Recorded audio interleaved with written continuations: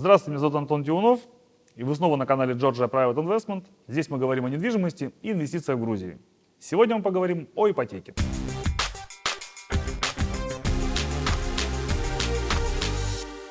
Чем отличаются условия ипотеки для иностранцев и для местных? Для местных жителей первоначальный взнос 30%, а кредит 70%, а для иностранных граждан 40% первоначальный взнос и 60% тело кредита. Но если вы сможете подтвердить свой доход на территории Грузии, то размер первоначального взноса для вас может быть снижен до 30%. Ставки разные, соответственно. Есть ставки в долларах, есть ставки в ларе. Если мы говорим о долларах, они чуть пониже, около 10%. Если мы говорим про лари, то ставки сейчас колеблются от 13 до 15%. С одной стороны, может показаться, что много, потому что в Европе ставки намного ниже. С другой стороны, ставка рефинансирования в Грузии сегодня порядка. Соответственно, ипотека выдается, ставка рефинансирования плюс 1-2% пункта, это именно то, что зарабатывают банки. Вы можете увидеть, что где-то пишут, что ставки начинаются по ипотеке от 6%, от 8%, от 9%. Я в этом видео рассказываю мой личный опыт и кейсы наших клиентов, как реально получить ипотеку в Грузии.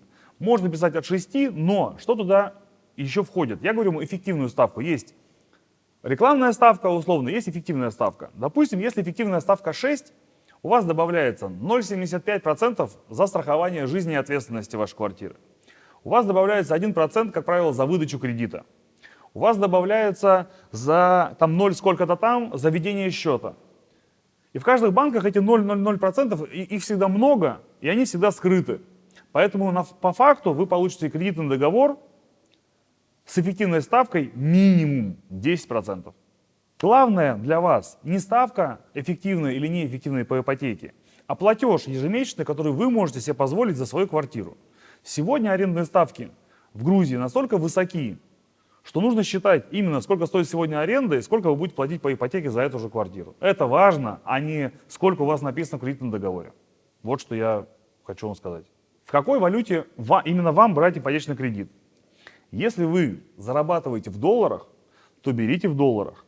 Если вы зарабатываете в ларе, то берите в ларе. Если вы зарабатываете, например, в рублях или в турецких лирах, которые очень волатильны, тогда я бы на вашем месте подумал внимательно, брать ли вообще вам ипотечный кредит, потому что увеличиваются риски его невыплаты, или брал бы в национальной валюте, а не в долларах. Лари очень устойчивая валюта. Когда мы сюда приехали почти 6 лет назад, курс лари был 2,75 за $1. И сейчас курс грузинского лари 2,68, 2,69. То есть за 6 лет курс лари к доллару практически не изменился. Поэтому сами принимайте решение, с какой валюте вам брать ипотечный кредит с наименьшими рисками именно для вас. Возможно, что есть такие ставки 6%, 5%. 4%. Это возможно, если банк является партнером застройщика, и застройщик компенсирует часть процентной ставки банку, берет это на себя из своего дохода. Это заложено уже в цене квадратного метра, как правило. Есть ли смысл брать ипотеку с такими высокими ставками в Грузии, спросите вы. Ну вот смотрите, приведу пример базовый. Моя квартира, которую я купил, стоила $67 тысяч. Из них я заплатил 40% первоначальный взнос, 60% взял с помощью ипотечного кредита. Посчитай, пожалуйста, сколько я взял. 67 умножить на 0,6, пожалуйста. Примерно $40 тысяч кредита на 10 лет я взял. Я плачу за это $500 США каждый месяц. Это и тело, и проценты. Соответственно, если вы живете сегодня в квартире и платите за нее $500 аренды, то проще вам, конечно же, купить квартиру и платить за свою. С одной стороны, ставки 10-11% могут показаться для вас высокими. С другой стороны, за последние 2 года и недвижимость в Грузии, и арендные ставки растут каждый год больше, чем на 10%. Поэтому, если бы вы 2 года назад взяли квартиру, купили в ипотеку и платили бы за свою, то вы бы уже за нее отдали большую часть ипотечного кредита. Поэтому, конечно же, если вы планируете жить в Грузии, я настойчиво рекомендую брать ипотеку в Грузии. Лучше платить за свое, чем за арендованное. Если же вы хотите купить квартиру в спекулятивных целях, для того, чтобы купить ее и продать, тогда я не рекомендую использовать плечо ипотечного кредита. Почему? Потому что если вы планируете ваш срок инвестиций или срок покупки всего 2-3 года, когда вы берете ипотечный кредит на 10 лет, Что получается? Что первые 2-3 года вы платите очень много процентов и очень мало тела кредита. Соответственно, если вы купили квартиру сегодня там, за условно 100 тысяч долларов, платили 2 года ипотеку и потом ее продали за 120, вы все равно в плюсе не останетесь. Вы за эти 2 года дадите больше процентов.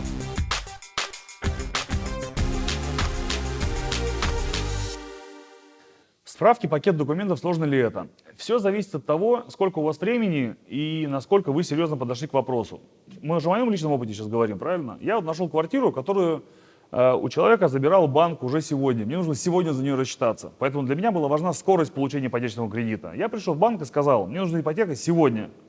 Мне сказали, это невозможно, возможно завтра. Я говорю, мне подходит, что нужно? Я отдал паспорт. В этот же день поехал оценщик, оценил квартиру, мне сказали, твоя квартира стоит 67 тысяч долларов, мы даем тебе 40 тысяч долларов кредита. Я сказал, окей, по рукам, полетели. Поэтому я не собирал долго пакет документов, я только дал мой паспорт, заполнили анкетные данные, через сутки я пришел в банк, подписал кредитный договор, мне выдали ипотечный кредит.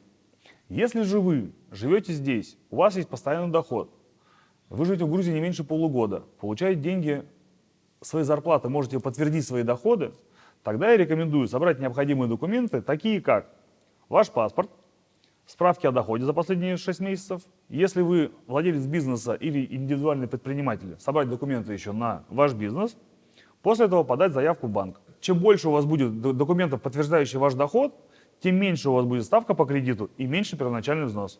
Имейте в виду, что очень часто банки оценивают квартиры ниже стоимости предложения. О чем я говорю? Мне в этом плане повезло. Квартира моя продавалась за 67 тысяч долларов, ее банк оценил 67 тысяч долларов, потому что эта же квартира была у банка в ипотеке. Но часто бывает, что квартиры, особенно с ремонтом, они переоценены, тем более после прошедших 2 лет активного роста рынка. Например, квартира с отдельной спальней на Аллее Героев стоит сегодня около 90 тысяч долларов. Как правило, банк ее оценивает 84-85 тысяч долларов. Поэтому имейте в виду, что вам дадут 70% от оценочной стоимости квартиры, а не от ее продажной стоимости. Срок кредита я рекомендую брать 10 лет. Это самый оптимальный срок с точки зрения и переплат по кредиту, и самому платежу. Приведу пример. На мое тело кредита я взял 40 тысяч долларов, через 10 лет я отдам 60 тысяч долларов. То есть я переплачу за 10 лет 20 тысяч долларов. То есть, грубо говоря, 2000 долларов в год. Или 200 долларов в месяц.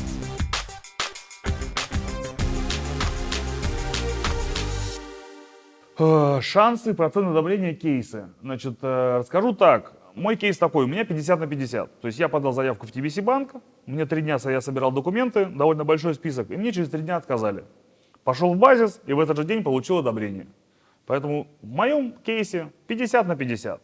100% наших клиентов, которые обратились к нам за покупкой с помощью ипотечного кредита, получили 100% одобрение. И сейчас счастливо живут в своих квартирах и платят не за арендованное, а за свое жилье.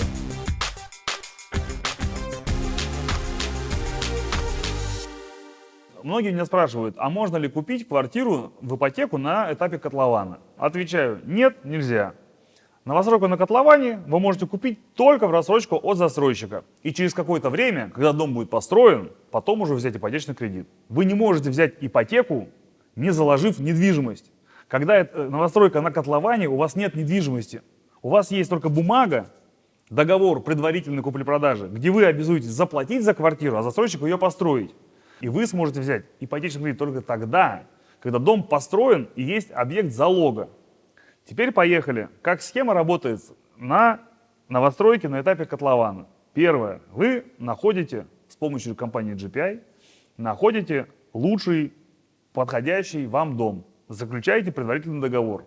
Оплачиваете по этому договору первоначальный взнос. И вы утверждаете застройщикам график платежей ежемесячных или ежеквартальных. После этого вносите первоначальный взнос, а застройщик начинает строить дом. Вы платите ежемесячные или ежеквартальные платежи в течение большого периода.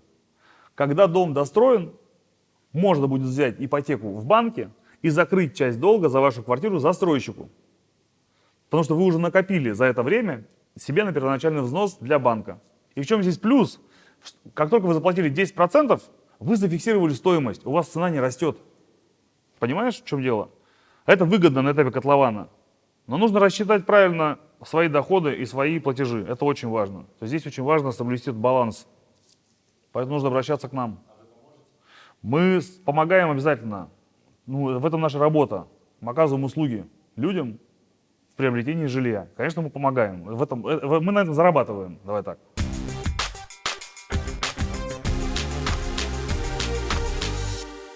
Вы можете купить квартиру в ипотеку и сдавать ее в аренду. И от доходов от аренды гасить ипотечные платежи. Примерно так и получается. Вот мои расчеты говорят о следующем. Сегодня квартира с отдельной спальней на Аллее Героев стоит 80-90 тысяч долларов. Возьмем верхнюю планку 90 тысяч долларов. Если у вас есть свои там 30-40 тысяч долларов, остальное вы берете в банке, у вас будет платеж по ипотеке примерно 600 долларов. А квартиру-то вы можете сдавать в аренду от 600 до 800 долларов в месяц в зависимости от качества ремонта и видовых характеристик вашей квартиры. Поэтому в целом, да, вы можете купить квартиру в ипотеку, имея всего первоначальный взнос, сдать ее в аренду и от арендных платежей гасить ипотеку. Так многие делают, во многих странах мира это абсолютно нормально. Конечно, рынок ипотечного кредитования в Грузии находится еще в зачаточном состоянии. Так же, как он был в России, наверное, 10 лет назад примерно. Здесь нет ипотечных брокеров, здесь нет страховых брокеров. Далеко не все риэлторы знают обычаи делового этикета выдачи ипотечных кредитов. Скажу вам больше, не каждый сотрудник банка знает о том, какие условия по ипотеке в данном конкретном банке. Поэтому действительно, я тоже слышал часть негативных отзывов от клиентов, что это сложно, долго, непонятно. Но прошу вас не забывать, что первое, мы находимся в гостях. Грузия другое государство, другие законы, другой язык, другие обычаи. Это первое. Второе, ипотека не так развита в стране, как на Западе или там, как в Российской Федерации. Почему? Потому что, еще раз повторяю, здесь очень лояльные условия покупки недвижимости в новостройке на этапе фундамента. Что есть рассрочки, они довольно длительные, рассрочки беспроцентные и так далее. По ипотеке, что происходит сейчас? Рынок развивается. В нашем агентстве мы открыли отдельный отдел прям по ипотечному кредитованию, в который вы можете обратиться с вашим запросом. Мы подберем вам квартиру, ее оценим, подадим заявки во все банки, сделаем предложение наиболее подходящее именно вам, исходя из ваших доходов, исходя из ваших расходов, исходя из ваших целей на приобретение. Поэтому да, негативные отзывы есть, но мы в компании GPI делаем все, чтобы все наши клиенты были довольны. Мы оказываем полное сопровождение, начиная от первичной консультации, вообще подойдет ли вам ипотечный кредит, нужен ли он вам, или может он вообще вам не нужен, но мы найдем другую схему, как купить вам недвижимость без ипотечного кредита, например. Второе, мы находим саму недвижимость. Третье, мы подаем от вас заявку в банк, мы делаем оценку вашей недвижимости, подбираем для вас наиболее лучшую программу по ипотеке. Как перевести первоначальный взнос в Грузию в чемодане? Каждый случай индивидуален. И каждый конкретный случай мы рассматриваем отдельно. У кого-то бывают безналичные рубли, у кого-то наличные доллары, у кого-то USDT. Но во всех этих ситуациях мы помогаем нашему клиенту безопасно перевести деньги из России в Грузию.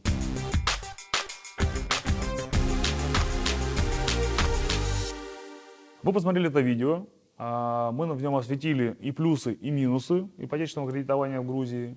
Теперь вам решать, стоит ли именно вам брать ипотеку или брать рассрочку на этапе котлована. Чтобы четко понять, что нужно именно вам, обращайтесь в нашу компанию, и мои коллеги, и я лично возьмемся за решение именно вашего вопроса. Я бы еще там вставку в середине бы сделал какую-нибудь такую, знаешь, вот прямо сейчас я сижу, типа говорю просто так. Вот меня достало в Ютубе, это подпишись, поставь эту галочку, колокольчик. Как это правильно сказать? Вот сейчас вот то, что я сейчас говорю, вот это прям вставьте, и вот люди поймут, что им надо подписаться и поставить колокольчик. Но как-то нестандартно, что подписывайтесь, ставьте колокольчики. Ну и напомните, что об этом нужно. Вот я напоминаю.